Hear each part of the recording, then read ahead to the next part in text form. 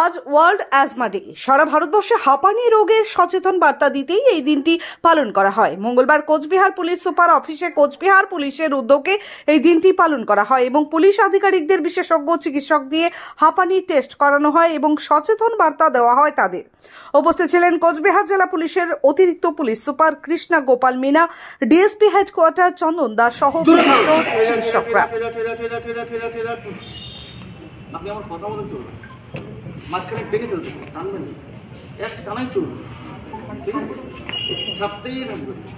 একটি আমাদের শ্বাসনালীর এক ধরনের রোগ, যে রোগটা সাধারণভাবে আমাদের শ্বাসনালীর যে ইনফ্লামেশন বা প্রদাহ এটা থেকে হয়। এবার সেই প্রদাহ যখন দেখা যায় তার কিছু কিছু লক্ষণ আছে। সকলের ক্ষেত্রেই যে সব রকম লক্ষণগুলো থাকবে এমনটা মোটেই নয়। বেশিরভাগ ক্ষেত্রে রোগী আমাদের কাছে প্রেজেন্ট করে হচ্ছে একটা অ্যালার্জিক ম্যানিফেস্টেশন নিয়ে, অর্থাৎ সিজন চেঞ্জের সময় বা যে কোনো এক্সপোজার, ডাস্ট বা ধুলো এক্সপোজারের সময় হাঁচি হচ্ছে, সর্দি হচ্ছে, কাশি হচ্ছে, বুকে একটা চাপ চাপ ভাব লাগছে এবং তার সাথে শ্বাসকষ্ট হচ্ছে। বাট এক্ষেত্রে দুটো জিনিস মনে রাখতে হবে, সমস্ত অ্যাজমা পেশেন্টই যে শ্বাসকষ্ট নিয়ে আসবে বা এই ধরনের সব সিমটম নিয়ে আসবে এমনটা নয়। অনেক পেশেন্টের শ্বাসকষ্ট কিন্তু নাও থাকতে পারে, দিস ইজ ইম্পর্টেন্ট, এটা অনেকে বুঝতে পারেন না।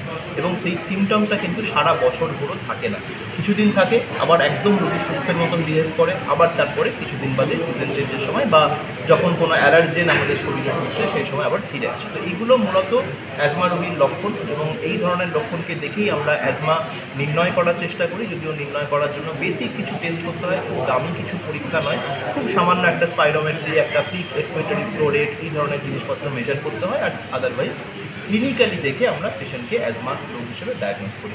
আর প্রতিকার বলতে অ্যাজমা রোগের প্রতিকার হচ্ছে এই যে অ্যালার্জেনগুলো বললাম, মানে যেগুলো আমাদেরকে ট্রিগারিং ফ্যাক্টর হিসেবে শ্বাসনালীতে প্রদাহের সৃষ্টি করে, এইগুলোকে অ্যাভয়েড করে চলাটা হচ্ছে 1 নম্বর স্টেপ। এবং এটাই সবথেকে গুরুত্বপূর্ণ স্টেপ। যে কোনো ধুলোবালিতে যাব না, যে কোনো ধুলোবালির সঙ্গে যদি ধোঁয়া থাকে, পপুলেটেড এরিয়া থাকে, স্মোকার আমি দেখতে পাচ্ছি স্মোক চারিদিকে আছে, ফিউমস আছে, অকুপেশনাল এক্সপোজার মানে ধরুন কয়লাতে উনুনে রান্না হচ্ছে, সেই সমস্ত যে ধোঁয়া, এগুলো থেকে নিজেকে দূরে রাখতে হবে। দূরে যদি একান্তই না রাখতে পারি তাহলে সবসময় একটা মাস্ক ব্যবহার করতে হবে এবং এর সাথে অ্যানিমাল প্রোটিন, অ্যানিমাল ড্যান্ডার্স মানে জন্তু জানোয়ারের লোম, ফুলের যে পরাগ, পলিন্স, এই জিনিসগুলো থেকেও আমাকে দূরে রাখতে হবে। তো এগুলো হচ্ছে প্রথম স্টেপ। এরপরে ন্যাচারালি চিকিৎসা আছে। চিকিৎসা আমরা অ্যাজমা রোগের চিকিৎসা সাধারণভাবে কিছু অ্যান্টি অ্যালার্জিক, যদি সেটা অ্যাটপিক অ্যাজমা হয়, এবং তার সাথে ব্রঙ্কোডাইলেটর অর্থাৎ ইনহেলারের মাধ্যমে করি। অনেকের ধারণা আছে ইনহেলার সারা জীবন নিতে হয়, এমন মোটেই নয়। কিছু নিয়ম এবং কিছু র্যাশনালিটি মেনটেন করে ইনহেলারের ডোজ কমানো বা অনেক ক্ষেত্রে বন্ধও করা যায়। তো মূলত এগুলোই অ্যাজমা রোগের চিকিৎসা এবং প্রতিকার। এরপরে আরও কিছু স্টেপ আছে। আজকাল অনেক অ্যাডভান্সমেন্ট বেরিয়েছে, ওমালিজুমাব, ডুপিলুমাব, এ ধরনের কিছু ওষুধ বেরিয়েছে, স্কিট থেরাপি বলে কিছু বেরিয়েছে। এগুলো সবগুলোই অ্যালার্জিক অ্যাজমার জন্য প্রযোজ্য এবং এগুলো অনেক পরবর্তী কথা। আগে যেগুলো বললাম এগুলো প্রিলিমিনারি হিসাবেই অ্যাজমার চিকিৎসা করা হয়। Thank you sir. আপনার নামটা? আমার নাম ডক্টর বৈপায়ন ঘোষ, আমি একজন প্র্যাকটিসিং পালমোলজিস্ট। আপনারা জানেন আজকে ওয়ার্ল্ড অ্যাজমা ডে আছে। প্রত্যেক বছরে মে মাসে ফার্স্ট টিউসডেকে ওয়ার্ল্ড অ্যাজমা ডে ঘোষিত হয়েছে। আজকে যে থিম আছে অ্যাজমা ডে, সেটা আছে অ্যাজমা এডুকেশন এম্পাওয়ার্স। মানে অ্যাজমা নিয়ে যত অ্যাওয়ারনেস থাকবে অতগুলো আমরা প্রিভেন্ট করতে পারবো ডেথ। প্রত্যেক বছরে ওয়ার্ল্ড ওয়াইড 4.5 লাখ লোকজন মারা যায় বিকজ অফ আস্তমা। তো এরকম একটা ক্রনিক ডিজিজ যার যদি কিছু অ্যাওয়ারনেস থাকে আমরা প্রিভেন্ট করতে পারবো, সে নিয়েই আজকে আমরা প্লাস সাপ্লাই থেকে কিছু রিপ্রেজেন্টেটিভস আছেন প্লাস কোচবিহার পুলিশ আমরা একটা ইনিশিয়েটিভ করেছি for spreading awareness about asthma.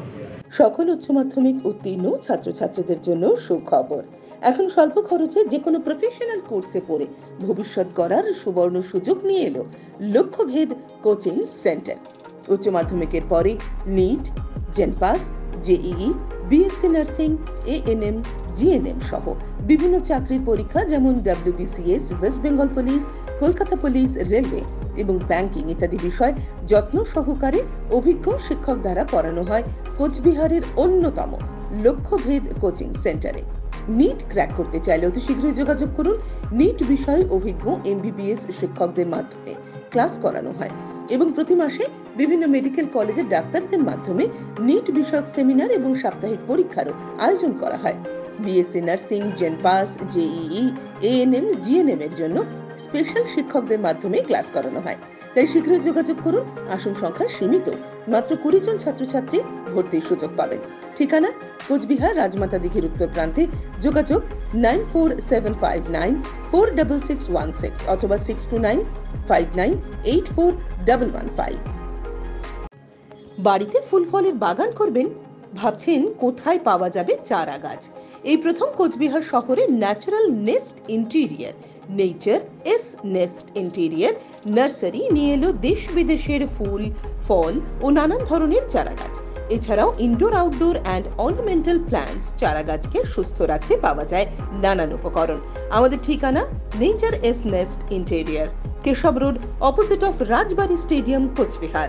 Mobile number 7908560914 অথবা 9434126712।